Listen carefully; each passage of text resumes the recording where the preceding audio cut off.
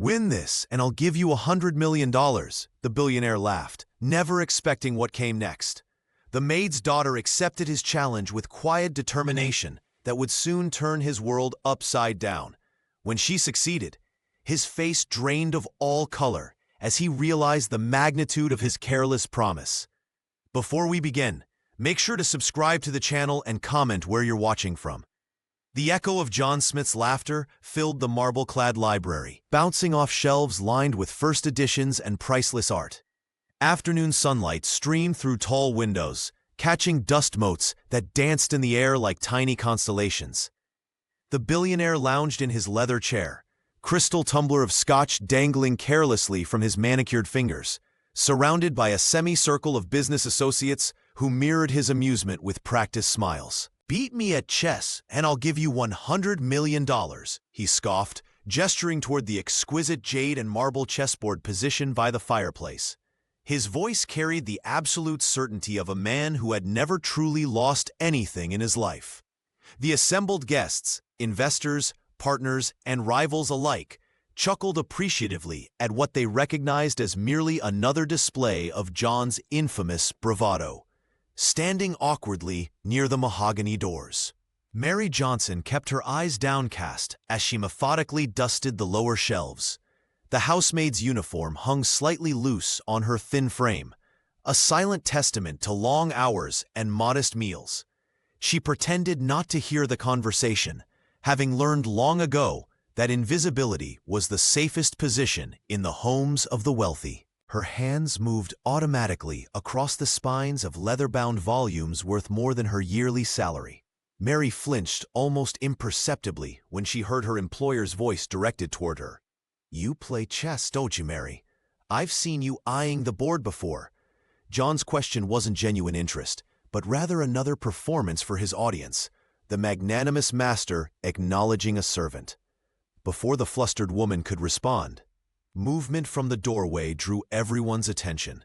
Sarah Johnson stood there, her small 9-year-old frame silhouetted against the hallway light.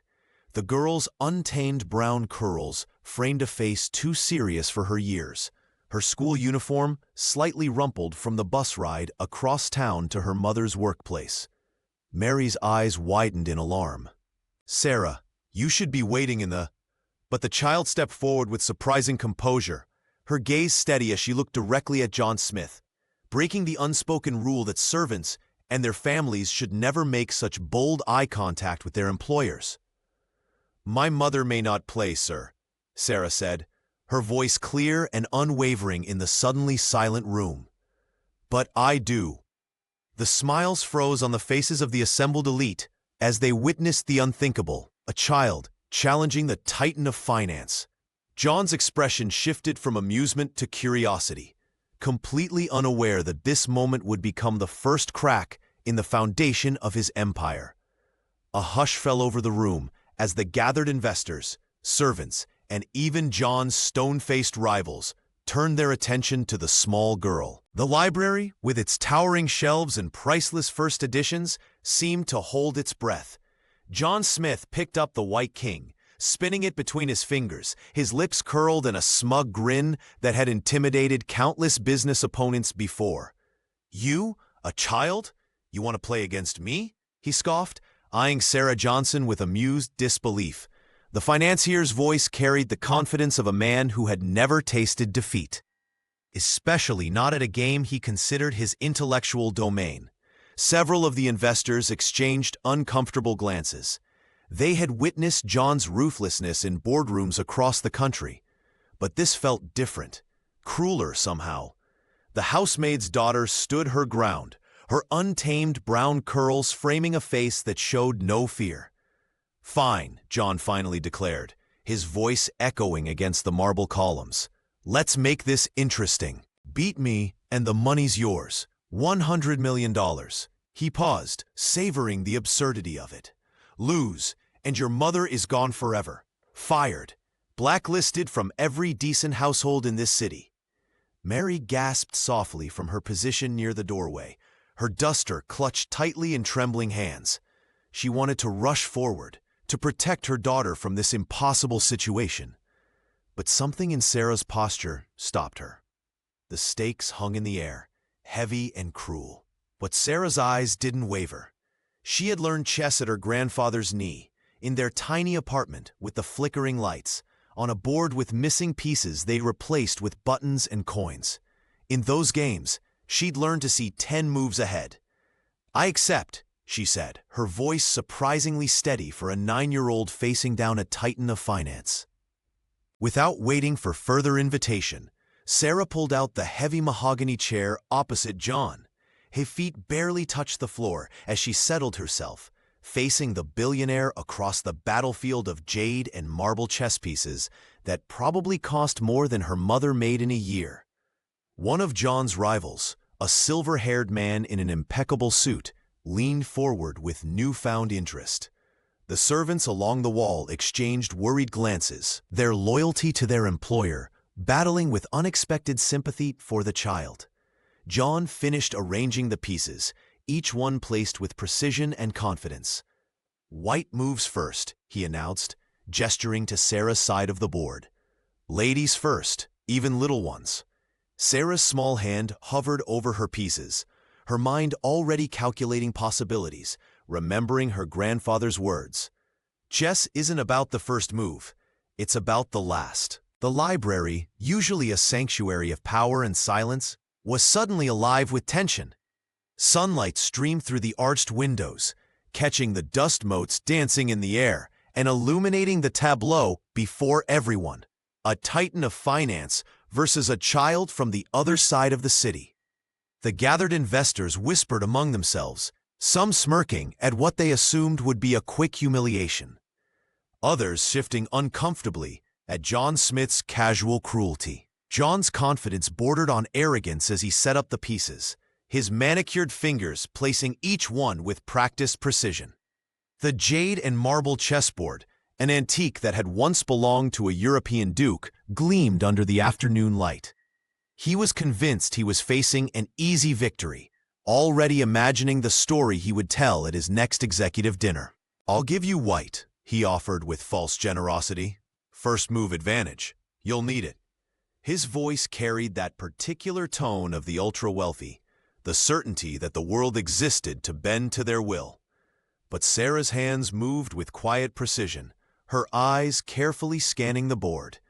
The 9-year-old's solemn expression revealed nothing as she arranged her pieces, her untamed brown curls falling across her face. She tucked them behind her ear with a gesture that reminded Mary of her own father, Sarah's beloved grandfather.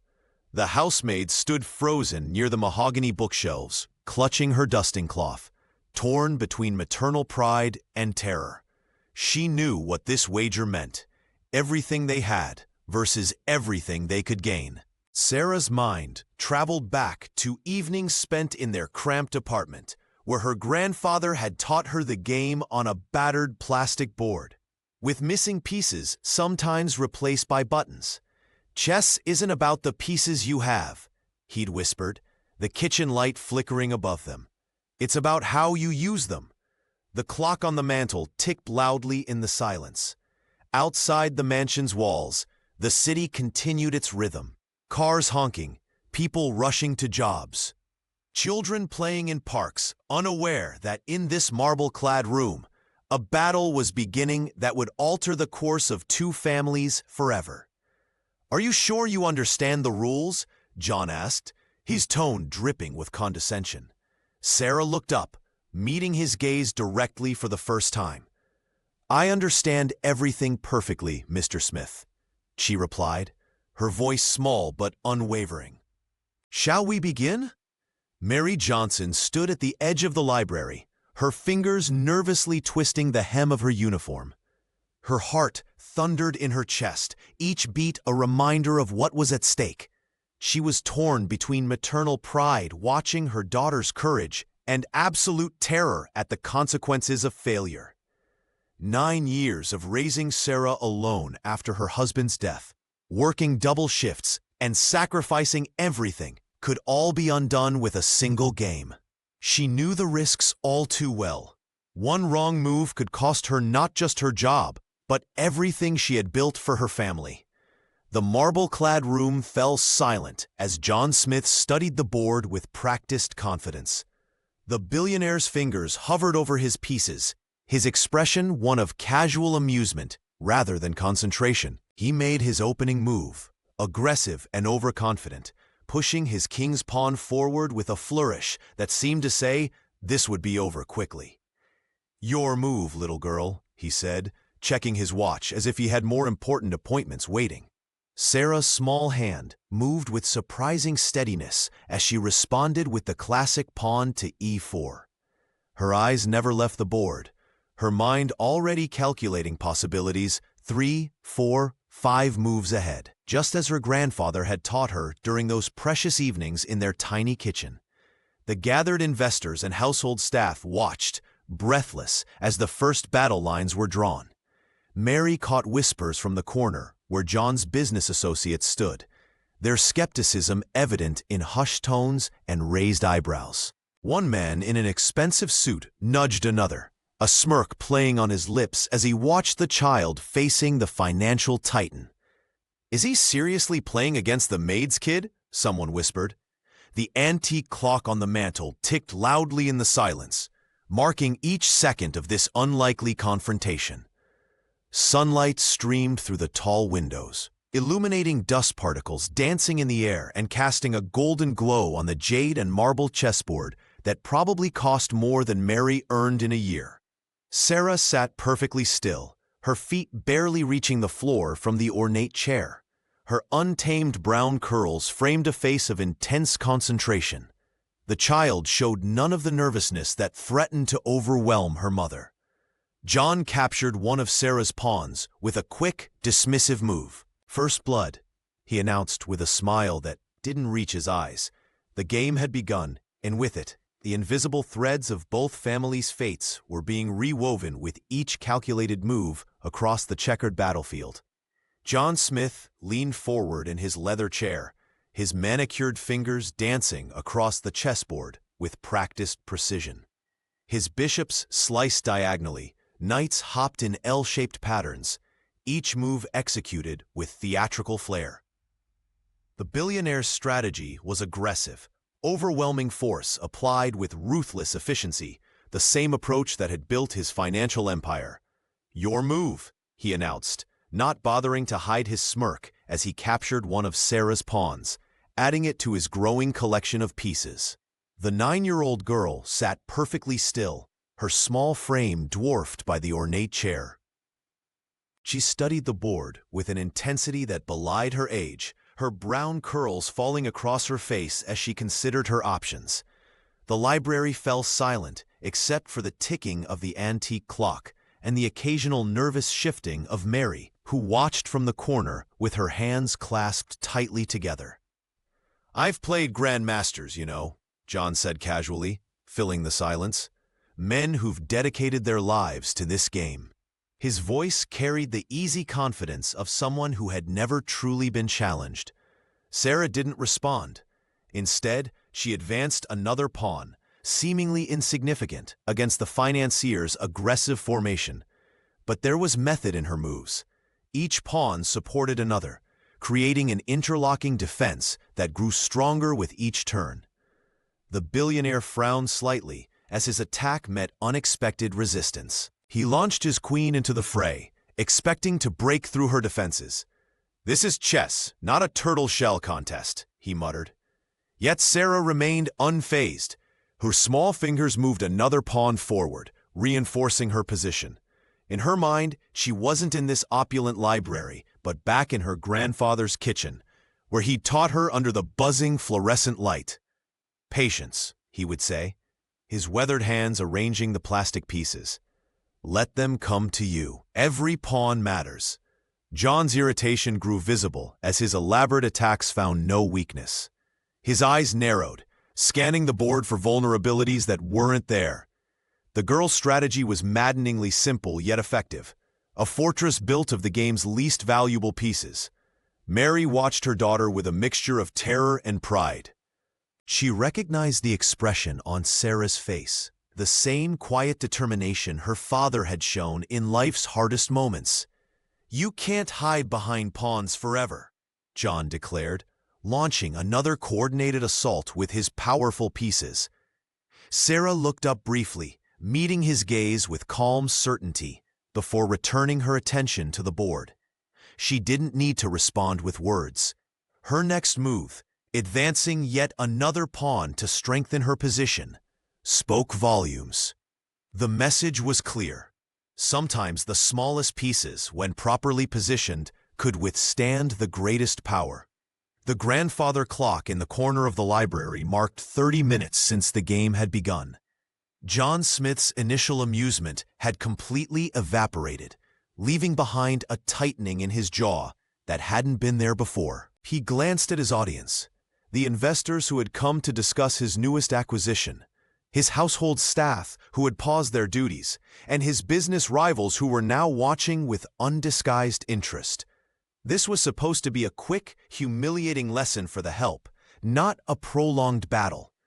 "You're in over your head, little girl," he whispered across the jade and marble battlefield, his voice dropping to a venomous hiss that only Sarah could hear. "This isn't some playground game. You should quit while your mother still has employment." Sarah Johnson didn't flinch. Her small fingers hovered over a knight before deciding on a different move altogether. The 9-year-old's eyes remained fixed on the board, calculating possibilities that stretched 5, 6, 7 moves ahead. The financier's intimidation tactics bounced off her like raindrops on glass. In the periphery of her vision, Sarah could see her mother standing rigid with anxiety, dust cloth still clutched in her trembling hand. Mary had always protected her, working double shifts to keep food on their table. Now it was Sarah's turn to protect her mother. The billionaire drummed his manicured fingers on the table, the platinum watch on his wrist catching the afternoon sunlight. His impatience was growing with each careful move the child made. "My grandfather always said chess isn't about rushing," Sarah said quietly, finally breaking her silence. "He told me to respect the board, respect the pieces." John snorted. "Your grandfather clearly wasn't a winner in life, or your mother wouldn't be cleaning my house." Something flashed in Sarah's eyes then, not anger, but determination. She remembered evenings in their small apartment, her grandfather's weathered hands guiding hers across a chessboard with missing pieces they'd replaced with buttons and coins. "Never underestimate the little guy," he'd told her, tapping a pawn with his finger. "Even the smallest pawn can change the game. The powerful pieces get all the attention, but the humble ones can slip right through the cracks."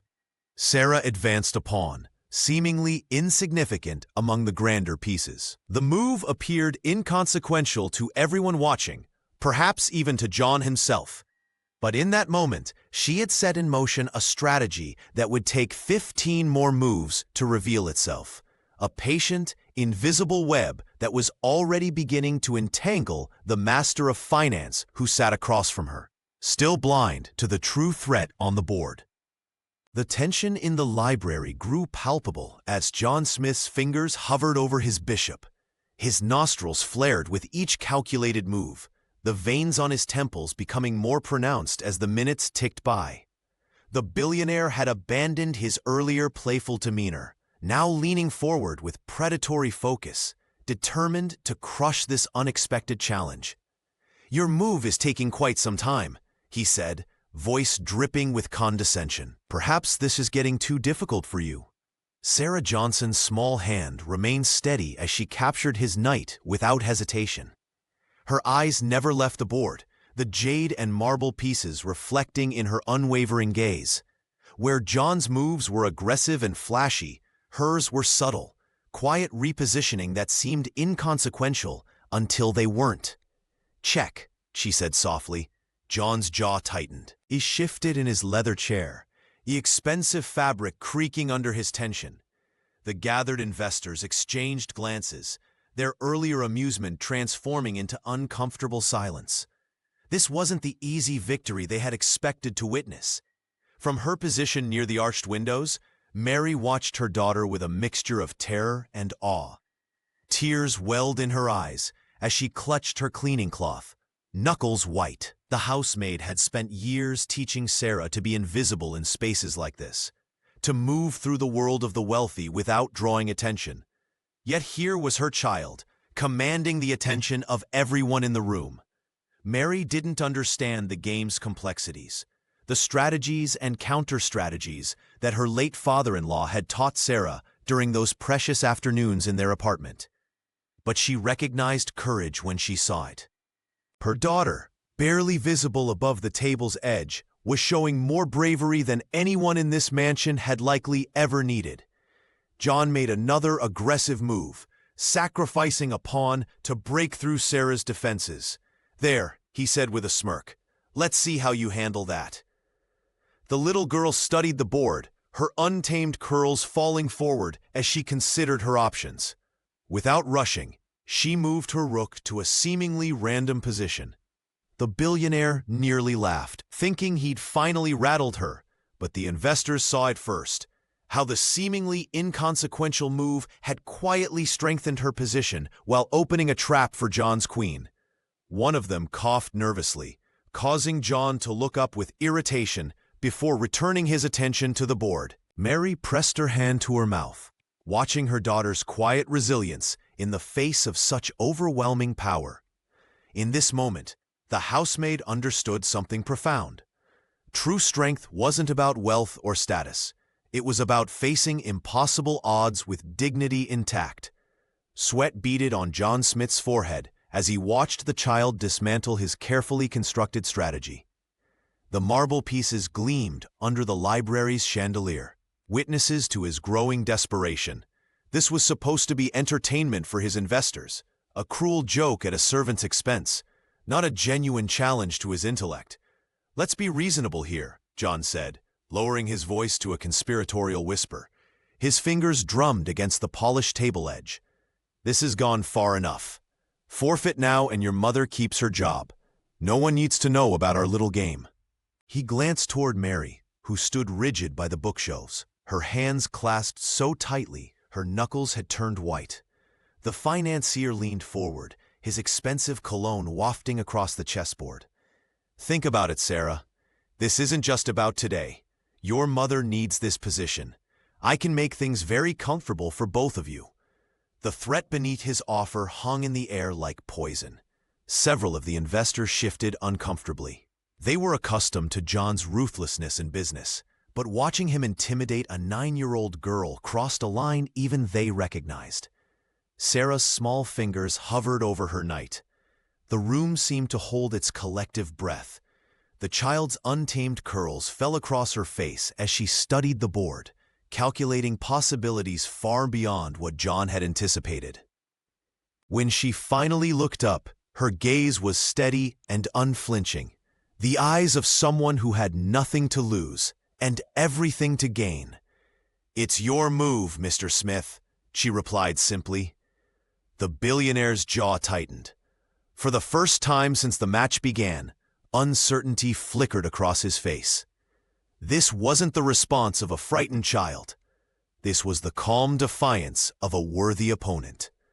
Mary watched the exchange, with her heart in her throat.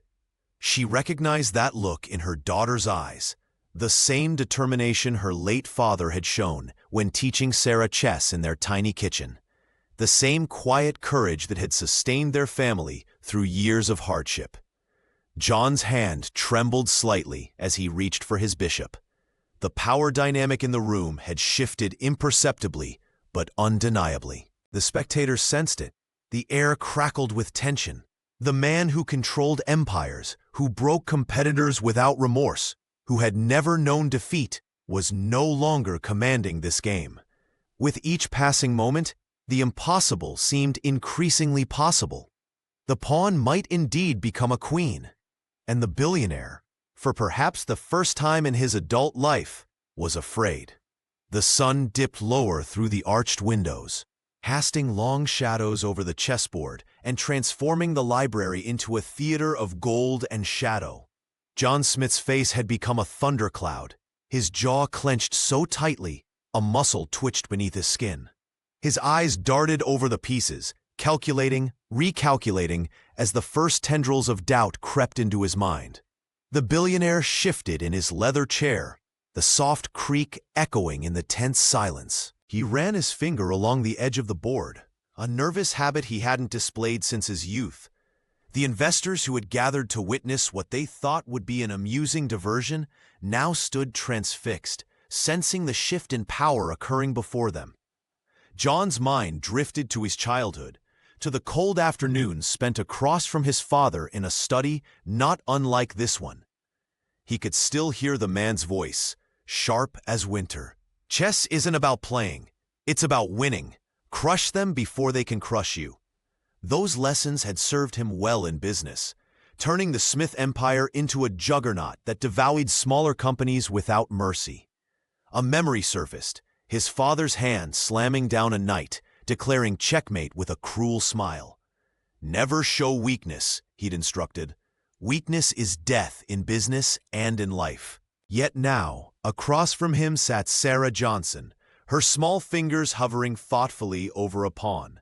The child played with a different philosophy entirely. Each move she made wasn't fueled by ego or the desire for wealth. There was something pure in her strategy, something that reminded John of a language he'd once known but had long forgotten. Mary watched from the periphery, her hands clasped so tightly her knuckles had gone white. She recognized the expression on her employer's face. It was the same look he wore when a business rival outmaneuvered him, a rare occurrence that usually preceded a ruthless counterattack. The antique clock ticked steadily in the corner, marking each second of this unexpected battle. Outside, the city continued its endless rhythm, unaware that in this marble-clad room, a fundamental shift was occurring in the life of one of its most powerful citizens. John studied the girl's face, searching for a tell, a sign of nervousness or uncertainty. But Sarah remained composed, her brown pearls framing a face of absolute concentration. She wasn't playing to humiliate him or to claim his fortune. She was playing for her mother, for their future, for a justice that had nothing to do with money and everything to do with dignity. And for the first time in decades, John Smith felt something unfamiliar stirring in his chest, respect, tinged with the first shadow of fear. John Smith's fingers hovered over his queen, his eyes calculating the sacrifice. A hush fell over the marble-clad library as he deliberately placed the powerful piece in Sarah's territory. The move was bold, reckless even, but his strategy was clear. He was setting a trap that had ensnared grandmasters. "Your move," he announced, leaning back with practiced nonchalance, though his heart raced with anticipation. The billionaire watched the 9-year-old's face, searching for the telltale widening of eyes that would signal she had fallen for his gambit. Sarah studied the board silently, her small fingers lightly touching her own pieces as she visualized potential sequences. The spectators, household staff, and business associates alike exchanged nervous glances. Mary clasped her hands tightly, her knuckles white with tension as she watched her daughter face this critical moment. "I accept," Sarah finally said, capturing the queen with measured precision. Her voice was soft but steady, betraying none of the turmoil such a decision might cause a child her age. A collective gasp rippled through the room. The girl had taken the bait, just as John had anticipated. His lips curled into a barely concealed smile as he launched his counterattack, knights and bishops converging in a brutal offensive that threatened to overwhelm her defenses. "You see," John explained, his voice dripping with condescension, "chess is like business. Sometimes you sacrifice the valuable to gain the invaluable." He moved his rook with flourish, cutting off one of Sarah's escape routes. The financier's confidence swelled as he pressed his advantage. Each move was decisive, aggressive, pushing Sarah's king into increasingly precarious positions. The observers watched in silent fascination as the battle intensified, the jade and marble pieces gliding across the board like dancers in a deadly ballet. "It's only a matter of time now," John declared, not bothering to hide his satisfaction. He glanced at Mary, whose face had drained of color. "Your daughter played admirably, but some lessons are expensive. Sarah remained focused, her untamed curls falling forward as she bent over the board. While her king retreated, her fingers moved with deliberate calm, positioning pieces that seemed inconsequential to the main battle. The girl remembered her grandfather's voice. "Let them chase your king, while your pawns march forward." John was so consumed with the thrill of the hunt, so certain of his impending victory, that he failed to notice the quiet advancement happening at the edge of his vision. His attack grew more frenzied, more determined to crush the child's resistance.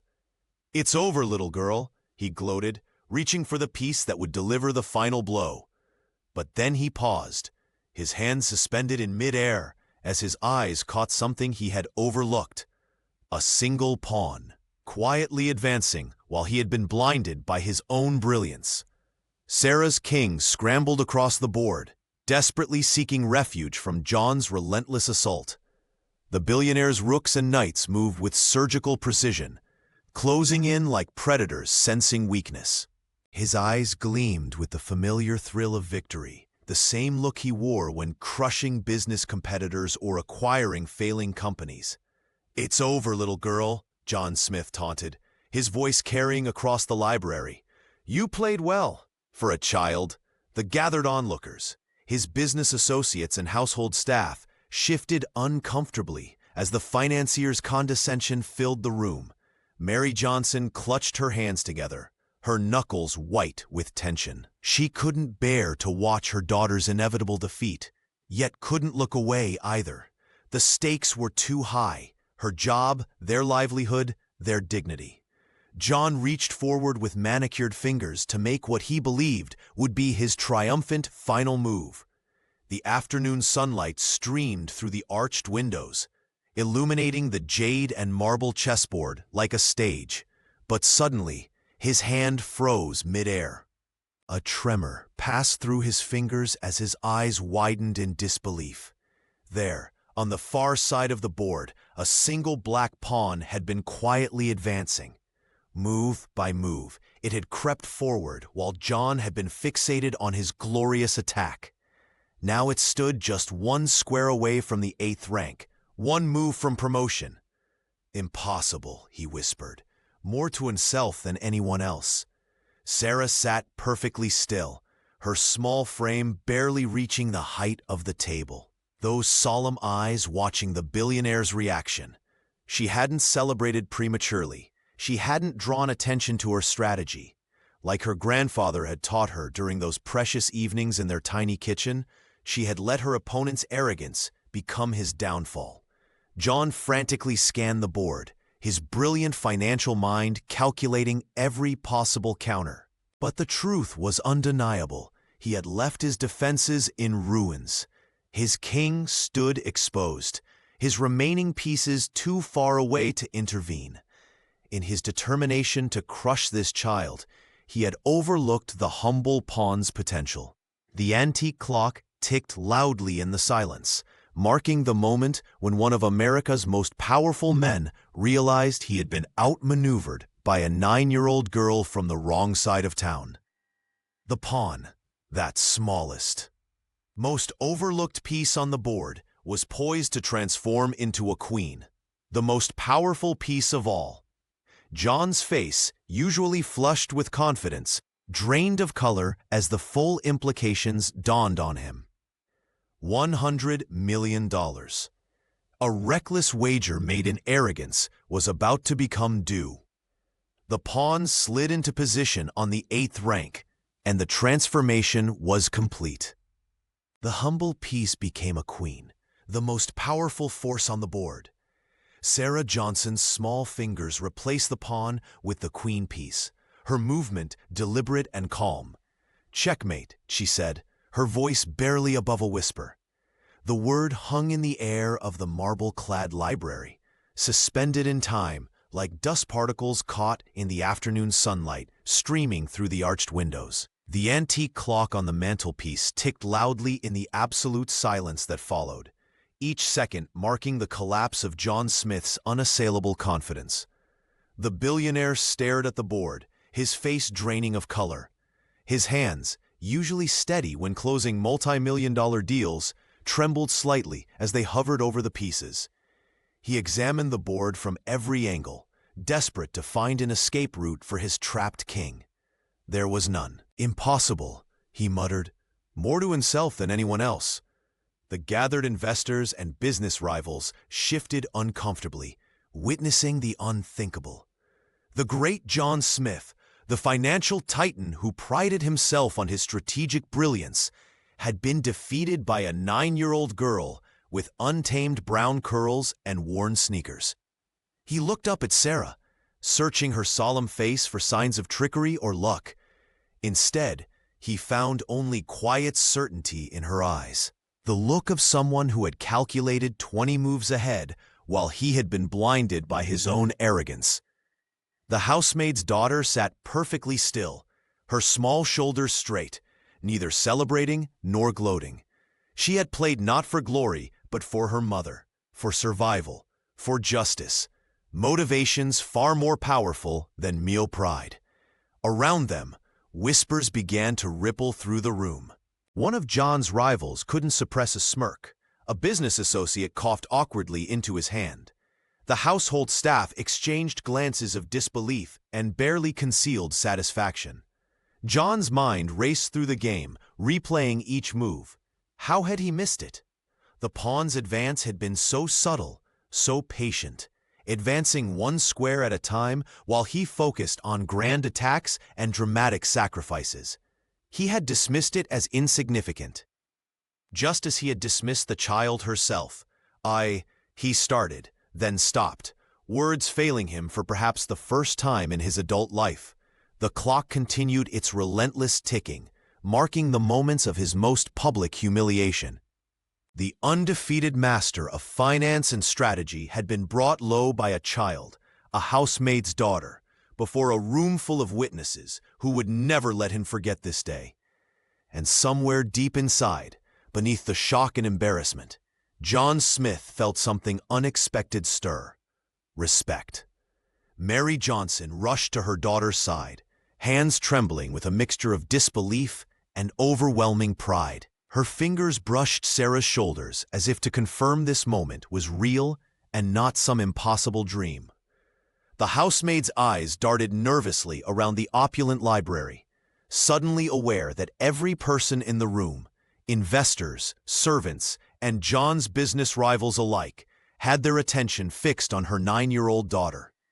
Sarah sat quietly at the chessboard, her posture unchanged from the moment she'd uttered that final, devastating word. Unlike her opponent, she showed no outward signs of triumph, no fist pumps, no gleeful smile, not even a sigh of relief.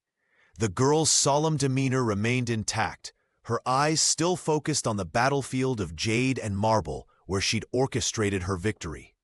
"You did it," Mary whispered, her voice barely audible, even in the tomb-like silence that had fallen over the room. The antique clock ticked relentlessly in the background, marking seconds that felt stretched and surreal. John Smith remained frozen in his chair, his complexion ashen, staring at the board as if willing the pieces to rearrange themselves. The billionaire's fingers gripped the edge of the table, knuckles white with tension. For a man accustomed to controlling every situation, this unforeseen defeat had shattered something fundamental in his worldview. Finally, he found his voice, though it emerged hoarse and diminished, stripped of its usual commanding presence. "How?" The single word contained multitudes, confusion, respect, and the humbling realization that he'd been bested by someone he'd dismissed entirely. Sarah looked up, meeting his gaze directly for perhaps the first time. "You're always looking for the powerful pieces," she said simply, her voice soft, but clear enough for everyone to hear. "You never saw the pawn." The profound wisdom in her words hung in the air. Around them, witnesses exchanged glances, recognizing the metaphor extended far beyond the chessboard. This child, this pawn in John's eyes, had methodically advanced across the board, transforming into the most powerful piece in the game. Mary squeezed her daughter's shoulder, tears welling in her eyes as she recognized the echo of her late father-in-law in Sarah's words. Frank Johnson's chess lessons, delivered in their tiny kitchen under flickering lights, had been about more than just a game. They were about patience, strategy, and the quiet power of the overlooked. In the silence that followed, a shift occurred in the room, subtle but undeniable, as respect replaced condescension in the eyes watching the small girl who had humbled a titan. John Smith sat frozen in his chair, his manicured fingers still resting on the chess piece he'd last moved. The library, once his sanctuary of power, now felt like a witness to his downfall. He replayed every move in his mind, searching for the moment it all went wrong. Had he been too aggressive? Too dismissive? Or had he simply never considered that a child could possess such strategic brilliance? His entire empire had been built on crushing competitors, on identifying weakness and exploiting it without mercy. That was the Smith way, the philosophy his father had drilled into him since childhood. In business and in life, there are winners and losers, his father would say. Make sure you're never the latter. But today, the billionaire had become exactly that. A loser, outmaneuvered by a 9-year-old girl whose feet barely touched the floor beneath the chess table. The faces of the onlookers, his investors, business associates, and household staff, reflected a mixture of shock and poorly concealed satisfaction. How many of them had secretly wished to see him humbled? How many would spread word of this defeat through the upper echelons of society by morning? John glanced at Mary Johnson, standing protectively beside her daughter. The housemaid's eyes were wide with disbelief, her hands trembling slightly as she placed them on Sarah's shoulders. For the first time, he truly saw her, not as a servant who dusted his priceless first editions, but as a mother fighting for survival in a world that men like him had made nearly impossible to navigate. $100 million, he whispered. The sum that had seemed so absurdly large, so impossible to lose, now hanging in the air between them. It wasn't just money anymore. It was acknowledgement. It was consequence. A memory surfaced. His father in a boardroom, laughing as he signed papers that would absorb another failing company. Had that been the Johnsons' family business? Had his family's rise directly caused their fall? The thought settled in his stomach like lead. The girl, Sarah, sat quietly, her solemn eyes meeting his without flinching. There was no gloating in her expression, only a quiet dignity that made him feel smaller with each passing second. "You played remarkably well," he managed to say, the words feeling foreign in his mouth. When was the last time he had genuinely complimented someone without an ulterior motive? The wager that had begun as a joke, a casual display of his untouchable wealth and position, now felt like a debt of justice long overdue. Something fundamental had shifted in the marble-clad room. The pawn had indeed become a queen, and his kingdom would never be the same. The silence in the library hung like a physical weight. John Smith stared at the chessboard, his mind racing through a labyrinth of options. He could deny everything, call it a joke, a teaching moment, anything but what it truly was: defeat. His lawyers were just a phone call away, ready to bury this humiliation under mountains of paperwork and legal threats. Yet something unfamiliar stirred within him. For the first time in decades, John felt the uncomfortable prick of his conscience. The girl's calm dignity throughout the match had awakened something long dormant. He glanced at the faces around him, his investors, his rivals, the household staff, all witnesses to this extraordinary moment. "A deal is a deal," he said, his voice barely above a whisper. The billionaire rose from his chair, legs unsteady beneath him. The marble floor seemed to shift under his Italian leather shoes as he extended his hand across the battlefield of jade and ivory. "You won, fair and square," John announced, louder this time, ensuring everyone heard his concession. $100 million, as promised. Sarah looked at his outstretched hand, but didn't take it. Instead, she offered a simple nod, not in arrogance or triumph, but in quiet acknowledgement. It was a gesture between equals, despite their vast differences in age, wealth, and power. John lowered his hands slowly, the rejection stinging more than the loss itself. The financier, accustomed to commanding rooms and bending wills, found himself humbled by a 9-year-old's restraint. Mary stood frozen nearby, her dusting cloth clutched tightly in trembling fingers. Her eyes darted between her daughter and her employer, fear and disbelief battling across her features. "I'll have the transfer arranged immediately," John continued, struggling to maintain his composure. "My word stands." Sarah finally spoke, her voice small but clear in the hushed room. "Thank you, Mr. Smith." 3 simple words, yet they carried no gratitude, only the weight of justice finally served. The child began resetting the chess pieces, returning kings and pawns to their rightful places with methodical care. John watched her hands move across the board, suddenly seeing not just a housemaid's daughter, but a mirror reflecting his own hollow victories and meaningless conquests. The empire he'd built, the competitors he'd crushed, the wealth he'd hoarded, none of it had prepared him for losing to someone who played not for glory, but for love. As Sarah placed the last piece, a white pawn back in position, John Smith understood that more than a game had been reset today. Mary could barely process the words as John Smith arranged for the transfer of funds. His voice seemed distant, almost underwater, as he spoke with his financial advisor on the smartphone. The number, $100 million, was so enormous it felt like science fiction. Mary's hands trembled as she signed the preliminary documents, her signature looking foreign even to herself. "The full transfer will be complete by morning," John explained, his earlier arrogance replaced by a strange, hollow formality. The billionaire couldn't quite meet Sarah's eyes as he handed Mary his business card with his personal number scrawled on the back. "If there are any issues..." As they left the mansion, mother and daughter walked hand in hand down the long driveway. The evening air felt lighter somehow, charged with possibility. The security guard at the gate, who had barely acknowledged Mary's existence during her years of employment, now nodded respectfully as they passed. "Mom, are you okay?" Sarah asked, squeezing her mother's hand. Mary couldn't answer. Her throat was too tight with emotion. They took public transportation home.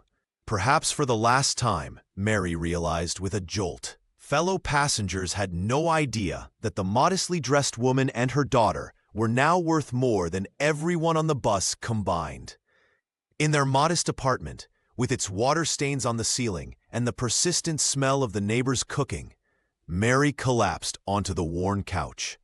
The contrast between their current surroundings and their new financial reality was dizzying. She clung to her daughter, tears finally breaking free. "What did you do?" she whispered, half laughing, half crying. "How did you do that?" Sarah settled beside her mother, her small face serious in the dim light of their living room. The child who had faced down one of the most powerful men in the country seemed both older and younger in this moment. "I played chess, Mom," Sarah replied softly, "just like Grandpa taught me." Mary stroked her daughter's untamed curls, remembering her own father hunched over a chessboard with Sarah, his work-worn hands patiently moving pieces, explaining strategies in their tiny kitchen. He'd been gone 2 years now, but his lessons had changed their lives forever. "He always said you were special," Mary murmured, "but I never imagined." Sarah leaned against her mother's shoulder. "Grandpa also said that sometimes the people with all the power forget to watch out for the quiet ones." Outside their window, the city continued its evening rhythm, unaware that everything had changed for the housemaid and her daughter. The wind howled outside their apartment window, rattling the glass panes with an eerie melody that seemed to echo the turmoil in their minds. Mary Johnson sat at the kitchen table, staring at her smartphone, the screen's glow illuminating her exhausted face. Every few minutes, she refreshed the banking app, still unable to comprehend the number staring back at her. $100 million. Across the small living room, Sarah curled up on the worn sofa, her math textbook open but untouched. Sleep evaded both mother and daughter as the reality of their new situation settled around them like an unfamiliar blanket, both comforting and strangely suffocating. "What happens now, Mom?" Sarah whispered, her voice barely audible above the wind. "Everyone will know. The kids at school, your friends, everyone." Mary looked up from her device, her eyes meeting her daughter's across the room. "I don't know, sweetheart. This kind of money, it changes everything." Her hands trembled slightly as she set down the phone. "People will want things from us. They'll treat us differently." The 9-year-old pulled her knees to her chest, suddenly looking much younger than the girl who had faced down John Smith across a chessboard just hours before. "I just wanted to help. I didn't think about after." Mary crossed the room and sat beside her daughter, wrapping an arm around her small shoulders. "Your grandfather would be so proud of you," she said softly. "Not just for winning, but for standing up to someone like Mr. Smith." Sarah leaned into her mother's embrace, her thoughts drifting to the memory of her grandfather's weathered hands, moving chess pieces across a board, much simpler than the jade and marble one at the mansion. She could almost hear his voice. "Chess isn't about the pieces you have, but how you use them." "Do you think Grandpa knew," Sarah asked suddenly, "that one day his lessons would matter this much?" Mary brushed a curl from her daughter's forehead. "I think he knew you were special, that you'd make a difference somehow." Outside, the wind continued its restless dance, carrying whispers of the future, of new schools and opportunities, of security they'd never known, but also of challenges they couldn't yet imagine, of reporters and distant relatives suddenly remembering their existence, of a world that would scrutinize their every move. Sarah closed her eyes, picturing her grandfather's smile. In honoring him, she had transformed their lives irrevocably. The humble pawn had indeed become a queen, but the game was far from over. The mansion's silence pressed down on John Smith like a physical weight. He sat in his leather chair, surrounded by wealth that suddenly felt hollow, staring at the chessboard where his defeat had unfolded hours earlier. The pieces remained exactly as they had been when Sarah's quiet checkmate changed everything. His fingers traced the path of her victorious pawn, such a small piece that had ultimately transformed and conquered his king. Sleep eluded him. Every time he closed his eyes, he saw the child's steady gaze, devoid of the triumph or gloating he himself would have displayed. John poured himself another scotch, the amber liquid catching the moonlight as he replayed each move in his mind. Where had he gone wrong? How had he missed her strategy? The billionaire who prided himself on seeing 10 steps ahead in business had been outmaneuvered by a 9-year-old girl. "Richardson," he barked into his smartphone at 2 in the morning. "I need everything on Mary Johnson and her daughter. Everything, by morning." His trusted aide didn't question the hour or the demand. John paid handsomely for such unquestioning loyalty. The night stretched endlessly. John paced the halls of his empty home, passing priceless artwork he barely noticed anymore. The girl's words echoed in his mind. "You're always looking for the powerful pieces. You never saw the pawn." The simplicity of her insight cut deeper than any boardroom humiliation he'd ever experienced. When dawn finally broke, Richardson arrived with a thick manila folder. John snatched it impatiently, spreading its contents across his mahogany desk. Birth certificates, school records, employment history, the mundane documentation of ordinary lives. He was about to dismiss it all when a name caught his eye: Frank Johnson. "Sarah's grandfather?" he muttered, something stirring in his memory. As he dug deeper, the color drained from his face. Photographs, newspaper clippings, and legal documents told a story he'd never known, or perhaps had chosen to forget. Frank Johnson had once owned a small manufacturing business, the very first acquisition in what would become the Smith Empire. John's father had engineered its hostile takeover 30 years ago, using questionable tactics that had left the Johnson family destitute. The housemaid who dusted his shelves, the child who had humbled him, they were the legacy of the very first family his fortune had crushed. John pushed away from his desk, suddenly unable to breathe. The chess game was no longer just a defeat. It was justice, delivered through the hands of a child who didn't even know she was avenging her own family's downfall. John stared at the weathered photograph, his fingers trembling slightly as they traced the faded edges.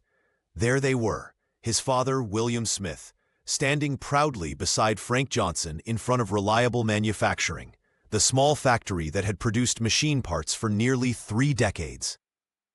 Both men smiled at the camera, arms around each other's shoulders like old friends.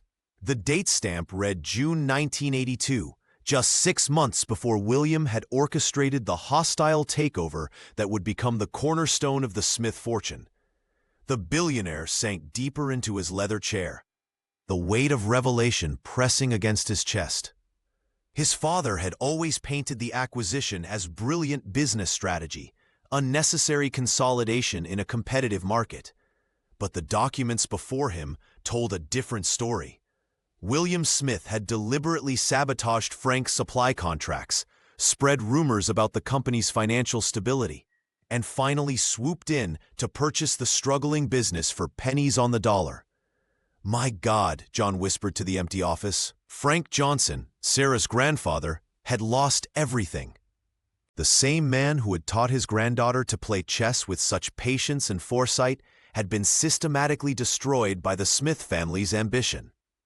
The pieces fell into place with devastating clarity. Mary Johnson had been forced to take domestic work to survive.